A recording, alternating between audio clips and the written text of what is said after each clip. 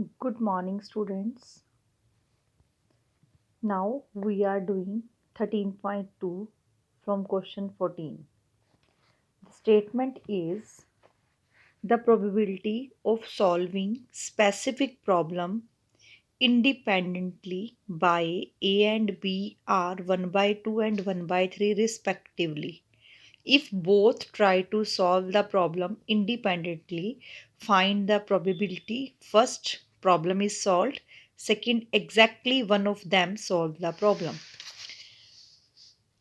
If A solve the problem, so solve the problem of A is 1 by 2 and probability of B to solve the problem is 1 by 3.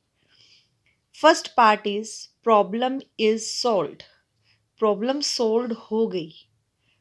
It means आपको नहीं पता ए ने की है या B ने की है या दोनों ने की है. तो आप इस क्वेश्चन को कैसे करेंगे? इम्पॉर्टेंट थिंग, आप कर रहे हो 1 - प्रोबेबिलिटी ऑफ ए, यानी कि ए से प्रॉब्लम सॉल्व नहीं हुई. 1 - प्रोबेबिलिटी ऑफ बी, यानी बी से भी प्रॉब्लम सॉल्व नहीं हुई. दोनों से प्रॉब्लम सॉल्व नहीं हुई और आपने उसको 1 में से माइनस कर दिया, यानी कि ये प्रॉब्लम ना सॉल्व ना होने की प्रोबेबिलिटी और 1 में से माइनस करने पर again solving of problem is 2/3. इसमें आप इसको ऐसा क्यों कर रहे हैं? क्योंकि आपको नहीं पता कि प्रॉब्लम ए ने सॉल्व की है या बी ने सॉल्व की है. तो आप कहोगे कि दोनों ने सॉल्व नहीं की. दोनों के ना सॉल्व करने की प्रोबेबिलिटी 1/3 और फिर प्रॉब्लम सॉल्व होगी 1 - 1/3 यानी कि 2/3. तो इसमें क्या कवर हो जाएगा कि प्रॉब्लम जिसने मर्जी सॉल्व की हो, the solution is this. In the second part, exactly one of them solve the problem. Now exactly one of them, यहाँ पर भी क्लियर नहीं है कि ए ने प्रॉब्लम सॉल्व किया या बी ने. तो आप एग्जैक्टली वन है ना, यानी कि ए से प्रॉब्लम सॉल्व हुई है तो बी से नहीं हुई, यानी कि बार. और ऑप्शनल, ए से प्रॉब्लम सॉल्व नहीं हुई और बी से प्रॉब्लम सॉल्व हो गई. तो probability of a into probability of b bar, और का मतलब plus a bar into probability of b. Now put the values and solve this question. Question number 15 आपको दे रखा है. One card is drawn at random from a well shuffled deck of 52 cards. In which of the following cases are e and f independent. आपको इसमें independent बताना है. ई आपको दे रखा है कार्ड इज स्पेड. एफ क्या दे रखा है? Card is an ace. ध्यान से सुनिए. Spade, how many spade are there in a deck of card? 13. Total card 52. So probability of e is 13/52. Card is an ace. Ace कितने होते हैं? 4. So probability of f is 4/52. Now intersection, यानी कि ऐसा ace which is spade, so ace of spade यानी कि 1. So intersection of e intersection f की probability 1/52. Independent के केस में आप क्या बताते हो?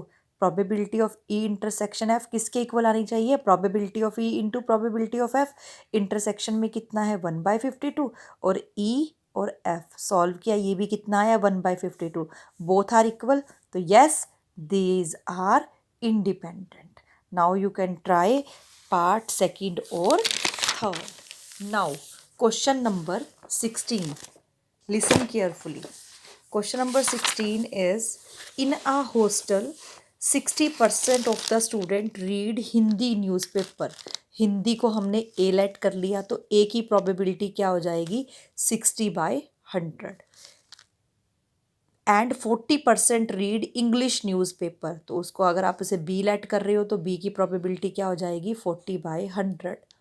20% read both Hindi and English. And stand for intersection, यानी कि ऐसे जो हिंदी और इंग्लिश दोनों तरह के न्यूज़पेपर पढ़ते हैं, कॉमन इंटरसेक्शन 20%, यानी कि 20/100.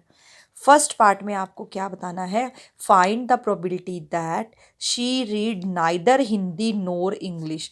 नाइदर हिंदी ए डैश, नोर, नाइदर में जो है आइदर और में यूनियन लगाते हैं, नाइदर और नोर में इंटरसेक्शन लगाते हैं, बी डैश, यानी कि probability of A union B dash 1 minus करेंगे। अब यूनियन की वैल्यू कहाँ से निकाल सकते हैं, probability of a plus probability of b minus probability of their intersection. Now these are 80%, तो therefore 1 minus probability of A union b is 20%, that is 1/5।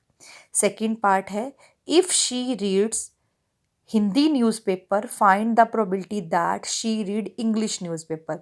अब ध्यान से सुनिए, इसमें आपके पास फर्स्ट एक्सरसाइज का कंसेप्ट आ रहा है कंडीशनल प्रोबेबिलिटी, यानी कि आपको गिवन है शी रीड्स हिंदी न्यूज़पेपर और गिवन को हम क्या लेते हैं, एफ, यानी कि बी वाला एफ ले लिया आपने। और ई इंग्लिश न्यूज़पेपर आपको फाइंड करना है तो आप उसको ए में लेते हैं, यानी कि हमने इसको ई से डिनोट कर दिया। तो ई और एफ, ई की प्रोबेबिलिटी आपको पता है, एफ की प्रोबेबिलिटी आपको पता है, इंटरसेक्शन आपको पता है, और आपको क्या निकालना है, probability of E upon F, that is probability of e intersection F over probability of F. Solution is this. In the third part, if she read English newspaper, find the probability that she read Hindi newspaper, यानी कि इस part में आपको E F की बजाय F upon ई find करना है। तो आप ये वाला फॉर्मूला यूज़ करके इसको सिंप्लीफाई कर सकते हैं। Thank you students.